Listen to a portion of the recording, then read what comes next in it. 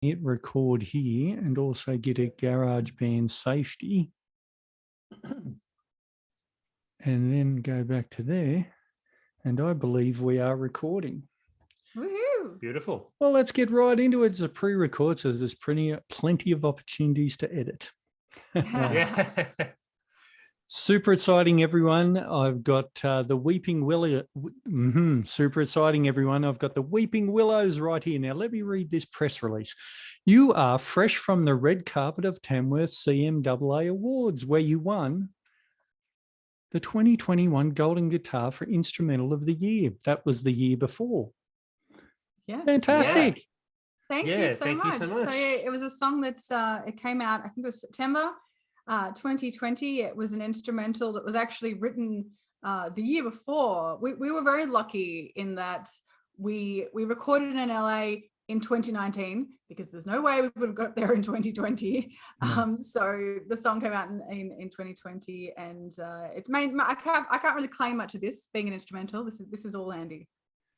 Well, Laura actually organised and arranged the whole song. I just put my fingers on the notes, basically. So it was a group effort.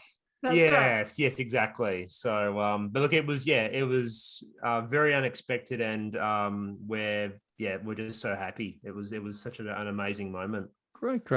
Yeah, really exciting. I've had to listen to a lot of Weeping Willow stuff. Very impressed. Very high standard of singing and playing. You know, not something that you see every day.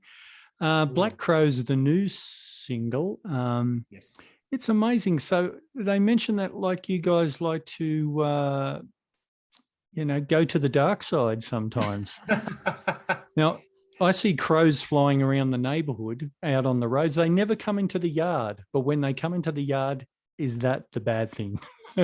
Yeah, maybe it is. I think it's an omen, perhaps. I guess, yes, we are drawn to the darker side of Americana. I guess the earlier Americana, the mountain music, the bluegrass music, even the early blues music, where there was really the themes of judgment and redemption and all those sorts of things. And that's the music that we love and we listen to. And I guess that's why it does come through in what we play. Yeah, how would you two guys separately and together come to that style of music? It's kind of a long story, isn't it? I mean, it's sort of, we got the talent. Yeah, look, I mean, I started, I've always been into, I guess, the more country folk bluegrass sound, even from a teenager, just purely from listening to particular guitar players. So I started listening to Tommy Emmanuel, which, it's kind of like a family tree almost. Like you listen to one person and then they tell you their influences, so you go and listen to them. So Tommy Emmanuel was influenced by Chet Atkins, so I got into Chet Atkins. Chet Atkins was influenced by Mel Travis, and suddenly you find yourself in this genre of music. When I was into it, during the 90s and stuff, it was just called country music, or it was called bluegrass music, or folk music, or dark folk. Now we've got kind of this big umbrella, which is Americana. So for me, I've always kind of been into the style, and always hoped one day I could kind of try to incorporate. I was playing instrumental music, but I was always wanted to kind of incorporate it into some sort of duo or trio, or singing and having the guitar style in there. So luckily, beautiful Laura came along, and we kind of we wanted to sort of do something that reflected influences. So it's kind of like 25 plus years in the making to do the style that I've always kind of wanted to do. Americana doesn't help describe the music anymore. I remember when I was going for a job, working for one of the streaming services, and they said, "No, you got to know all your genres really well. Now, what do you think Americana is?" And I said, "Check shirts." I said, Mumford and Sons. It was sort of half joking. He said, "No, it's blah blah." And I said, "Well, okay. Well, look, I failed that question, but I still did get the job anyway." Oh, great! And as far as singing wise, Laura, what's been your journey? Lots of any cool cover bands? I wish I could. I would love to be in a cover band. I guess growing up, my mom is a music teacher. She's a woodwind teacher. Oh, fantastic. And my dad was very much into country music growing up. So he was a Waylon Jennings fan and a Mel Haggard fan. And so I had a weird sort of juxtaposition of, a mother who was into classical music and a father who was into country music. But I was into music theatre. So we had it all going on. I guess for me, I love the storytelling aspect of music theatre, and it's the storytelling of country music that I'm also drawn to. And I know they sound like they're poles apart, but I don't think they really are that much in terms of what they bring to it's people's, places, things. I think country music is a lot about, whereas, a lot of pop and rock is about a sort of a bit of a feeling or, something like that. And people really do seem to be drawn to the stories in country music. It's amazing how much you can get across in 3 minutes or so, isn't it? It's true. And I'm intrigued by when you went to LA to record. How much did you record there, and how did you team up with Ryan Freeland? 5 Grammys, that's a lot. He's certainly he's had an incredible career, and all of our favorite records have come out of his studio. It's actually a second record that we've done with him. So we did a record with him.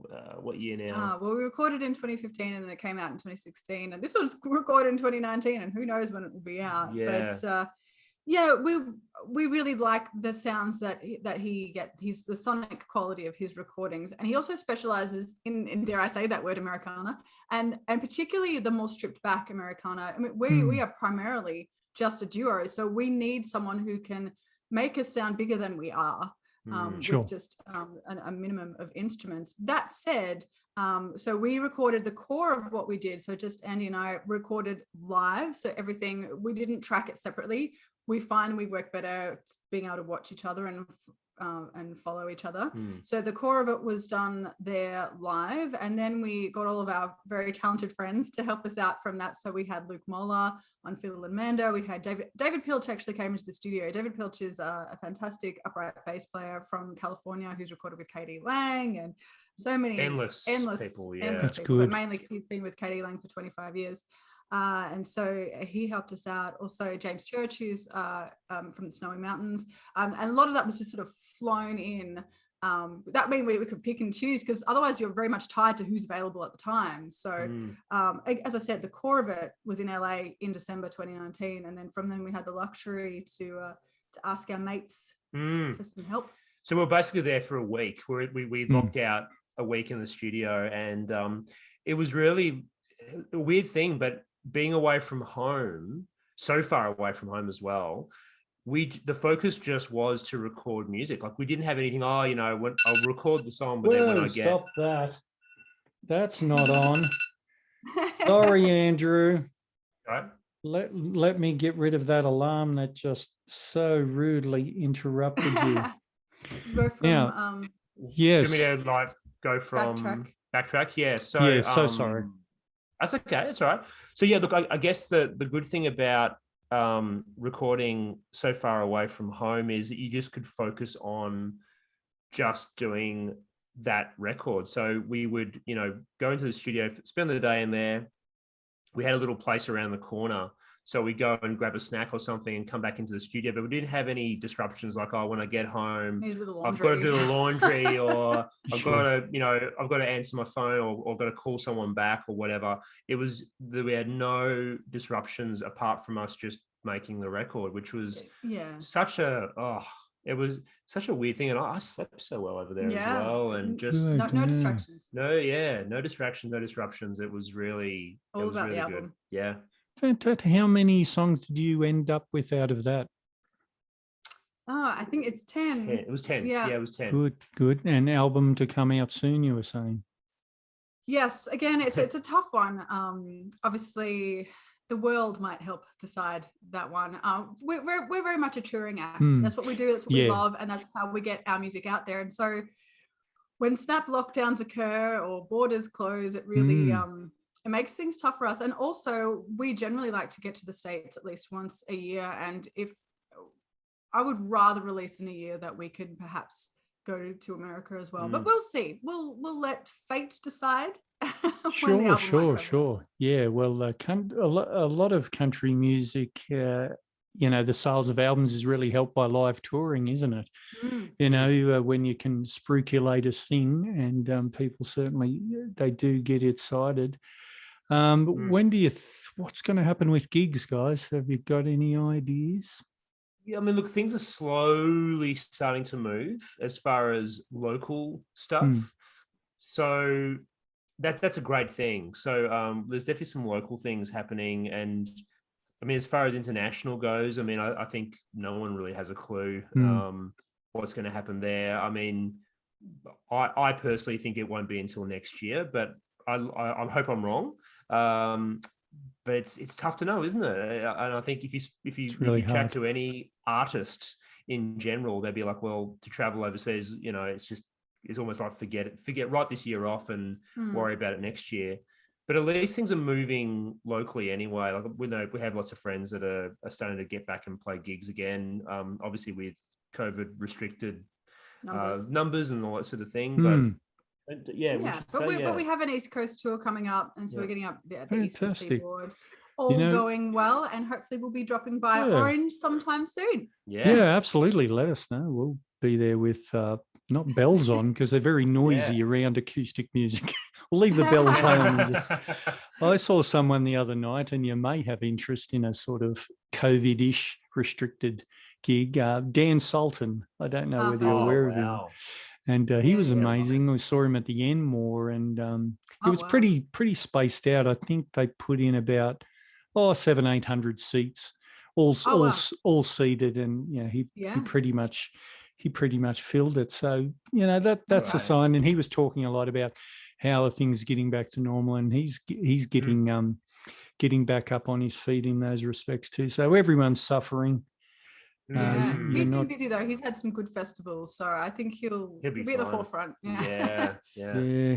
Go the Aussies. Yeah. And what else did I need to mention here? Oh, look, there's another thing you can put out on tour is your film clip. You already have put it out on tour for Black Crow. Where did the inspiration for that come from? Yeah, so we're very excited about this film clip. So make sure you do check it out, everybody. It's an animated clip, which is something that we're mainly in now, so that you get a relief from having to look at our faces this time. Although it's an animated depiction of our faces. So I don't know, for some reason, when we were writing this song and when we were recording this song, the visuals in my mind were animated. I wasn't picturing literal black crows. They were animated crows. And I think it might have been because we went and saw a Johnny Cash documentary quite a few years back now. And there was this video clip for 25 Minutes to Go of his song, which was animated by this particular incredible animator. And she had these crows flying around within that clip. And so when we recorded this song, we worked really hard to track her down because she just really has this ability to capture an energy and to also use sort of metaphors within her clips as well, and also items turning into other items. So the eyes will turn into the water, will turn into the boat, which turns into Andy, which it's all so well thought out, and we just let her have free reign as well. We didn't really give her any directions, so we're very excited with what came to fruition. We just basically sent her the song and said, we really like what you did with Johnny Cash, the Johnny Cash documentary live at Folsom Prison. And basically that was it. She kind of just directed it herself and did the whole thing. And made the protagonist look like Andy. Yeah. So it was amazing to see it all come together. And she sent us sketches and so, this is what I'm doing, this is the way it's going. And so it was great to see it just progress and grow. It was really cool. It is an excellent film clip, and you guys are really lucky to have that. It's awesome. Yeah. So just getting back to music for a second, Andrew, or do you like Andy? Or do you like Andy? Andy makes me sound younger, so let's go with that. It's whatever you're normally called. Anyway, you've got a lot of musical skill, clearly. So you can do a lot on a guitar. So how do you say this and not that, or that and not this when you're starting a song? Before I presume when we're writing a song. Yeah. Do you do that together, or we do. Really, the start is always Andy. Always. Well, I guess the original idea is something that I come up with, but we always sit down and, you know, a lot of the time it'll be I might put too many solos in it, or you know, the intro's too long or too short. That's something that we both discuss, and doing demos of it. You know, iPhone demos, and then progressing from there and just playing it. So yeah, it's I think every song's different as well, so it just depends. So it is a tough decision to make, and then sometimes we'll record something and then like officially record something on an album and then end up playing it differently live. So, but I guess the music always comes before the lyrics, though. Yes, I would say. Yeah, the guitar. Some artists write lyrics first and then the music.